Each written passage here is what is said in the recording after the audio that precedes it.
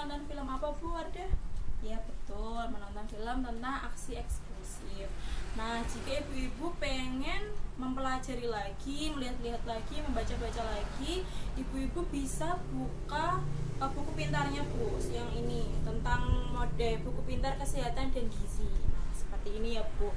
Ibu-ibu di rumah pasti punya kan Bu, apa atau ini sudah membawa? Oh, ada yang belum membawa ya, nanti gabung sama temannya aja ya. Ya Bu, sekarang dibuka Bu buku pintarnya halaman 18.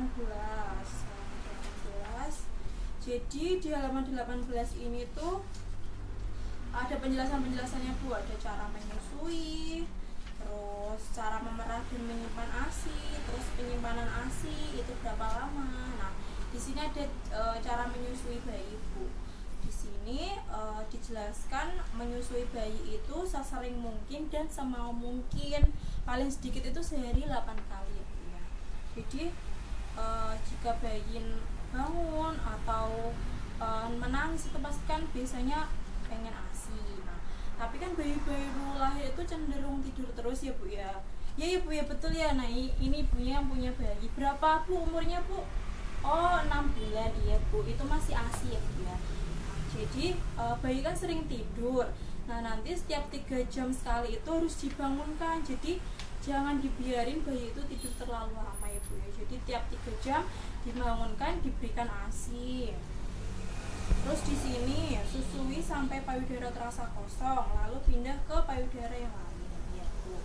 Gantian gitu ya Bu ya. Nah, di sini terus kalau payudara terasa kencang, itu berarti payudara perlu dikosongkan, diminumkan ke bayi, atau jika bayi sudah kenyang itu diperah atau disimpan aja ya Bu ya. Pasti ibu-ibu juga sudah pengalaman ya Bu ya, kan di sini sudah banyak yang punya bayi, apalagi yang masih kecil-kecil. Nah, kan di zaman sekarang ini banyak ibu rumah tangga yang bekerja juga ya Bu, jadi bayinya tuh ditinggal gitu. Nah, pasti itu tuh ASINya harus diperah dan nanti disimpan. Nah, ini ada cara untuk memerah ASI. Nah, saya bacakan ya Bu, cara memerah ASI. Ini cara manual ya Bu, kan kalau sekarang sudah banyak alat buat pompa ASI ya Bu ya. Ada yang punya Bu? Iya, ini kita punya alatnya ya Bu ya. Sering dipakai Bu di rumah? Oh, malah belum pernah, nanti coba ya Bu ya. Pakai alat itu tuh pasti lebih mudah.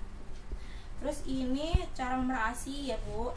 Yang pertama, siapkan wadah cangkir, gelas, atau kendi bermulut besar. Itu sebagai wadah untuk menuang ASINya nanti. Nah, wadahnya itu tuh dicuci yang bersih, terus disterilkan pakai air panas dulu Bu. Dituang air panas, didiamkan biar bakteri-bakterinya tuh nggak ada gitu.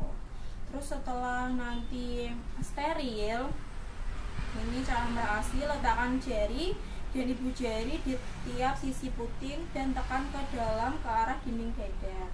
Lalu tekan di belakang puting di antara ibu jari dan telunjuk, tekan dari samping untuk mengosongkan semua bagian.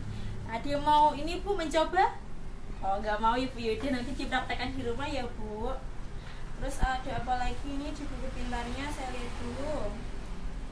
Oh iya Bu, cara menyimpan ASI. Nah, ASI yang sudah diperah itu tadi, ataupun sekarang kan pakai alat, pakai pompa ASI, itu jangan dibiarkan gitu aja Bu, nanti pasti ASINya cepat basi. Ini di sini ada penyimpanan ASI perah atau ASIP ya, tempat penyimpanan.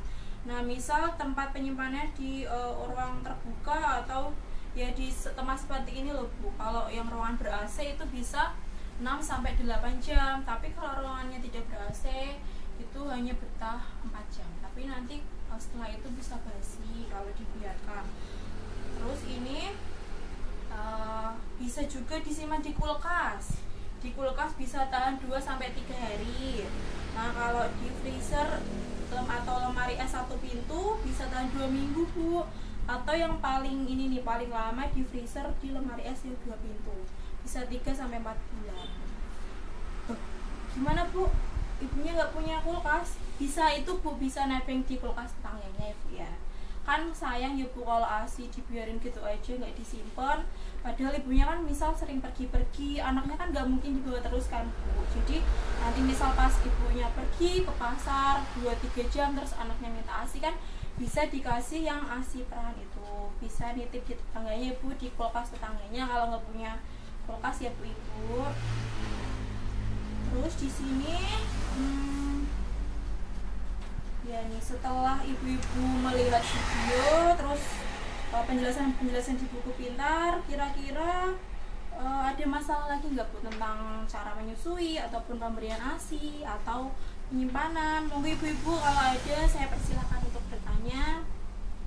Tidak ada, sudah jelas semua ya bu ya, ibu-ibu ya. Nanti misal bingung bisa ini dibaca lagi buku pintarnya di halaman 18 yang tentang cara menyusui, cara menyimpan. Nah, sekarang di sini saya punya ini bu, flipcard 2.1 tentang ASI eksklusif.